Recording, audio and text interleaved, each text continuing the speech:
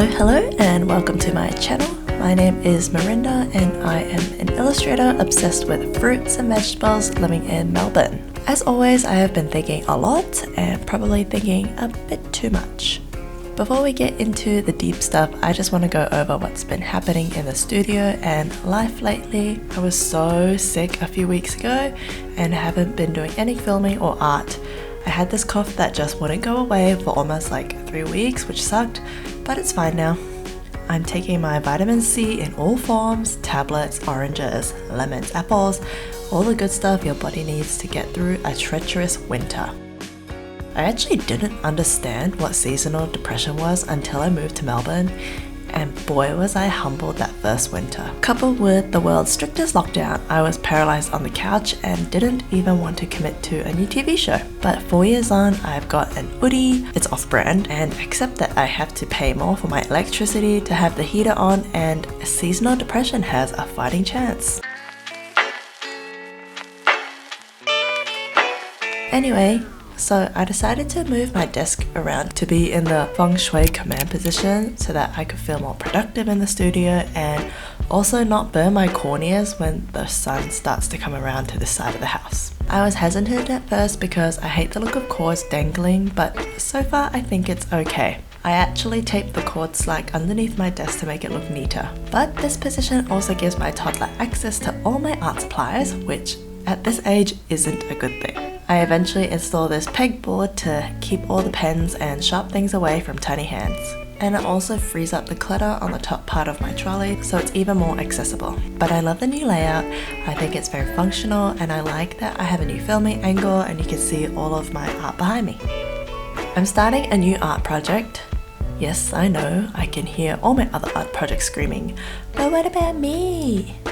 But the heart's gotta do what the heart's gotta do. And right now I want to prep this wood panel for painting. I was inspired by this mahogany bowl that I picked up from Verge Collection.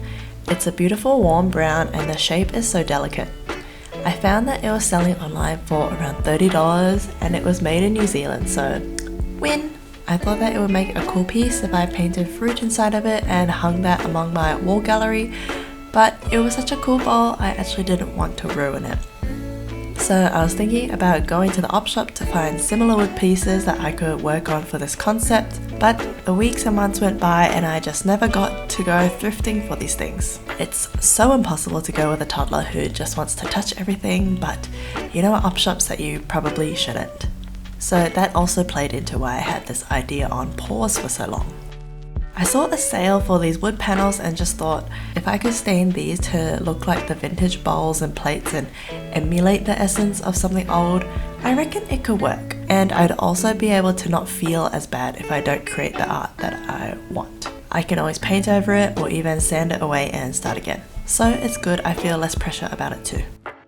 I got this wood stain sample in mahogany, but I want to try in teak and walnut next time. It would make a cool little collection of different wood stains, I reckon. So I was staining and staining this. I got to about 4 layers of stain when I decided to call it quits. I think it looks pretty good, but it does look quite orange though compared to my original plan of having it more similar to this bowl. But I also don't mind. I think I will need to sand it back slightly just so it doesn't look so shiny. I started to map out ideas of what this series could be. I really wanted the first piece to be of peas, so I sketched out some thumbnails of layouts and concepts to try. After these thumbnails, I still couldn't decide, but a couple of weeks later I came back to it and wanted to create this more graphic looking series. So a vine of peas would kind of look like this maybe? I tested out the concept on my new moleskin sketchbook. I've never had one before, so this was really exciting to me. I used Copics, and layered browns and oranges to try and get the colour similar to wood panel. I then used Prismacolors for the drawing. I was loving the concept and the style of it, but the pencil against the brown was looking pretty flat to be honest. I have these gouache tubes that I got ages ago and tried it out to bring some brighter tones into this piece. I think it helped a lot and it might even look better if I just use gouache, or if I use gouache first and pencil over the top for texture. Overall, quite happy with this concept, and we'll need to find real painting time soon. I need like a whole day alone to paint because I'm pretty messy, and I know that if I leave my paints out, my toddler will come and just start painting everywhere.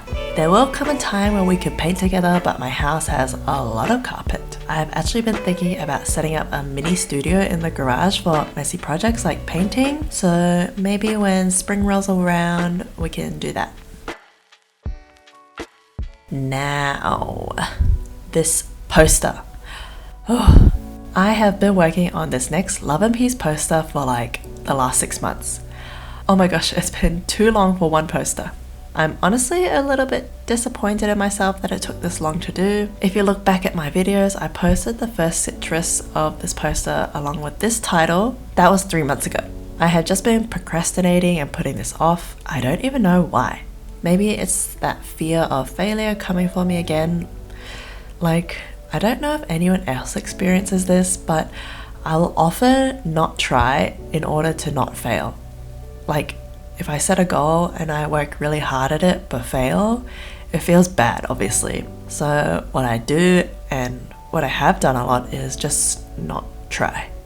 And when the failure comes around, I kind of just brush it off because it's like, well, I didn't put that much effort into it anyway, so of course I was going to fail. And it doesn't sting as much. But having that self-sabotage behavior has stopped me from achieving a lot, I think. Because if I had tried and failed, at least I could have tried a new method the next time through a process of elimination, but now I don't get that insight. So after doing this 10-minute a day challenge and drawing in my sketchbook more, it's helped me just to lock in and draw. That's why I don't have a lot of footage drawing most of the citrus in this poster, because I just had to let myself focus, otherwise I wouldn't have got it done. I'm really happy with this poster. It's brought up so many good memories from my childhood, like climbing the mandarin tree with my sisters that we planted from seed. Because the tree grew from a seed, it had massive thorns and it was actually a bit dangerous, but hey, it was the early 2000s. We did what we wanted. I also remember my mum peeling and cutting fruit for us, and I've been thinking about how small of an act this loving gesture is, and now I do it for my daughter. It's just a wholesome little full circle moment.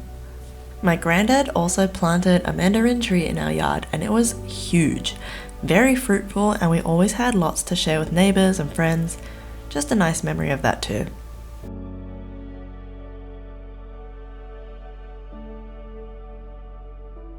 I was wondering, like, what does my art mean? But it doesn't have to, quote, mean anything.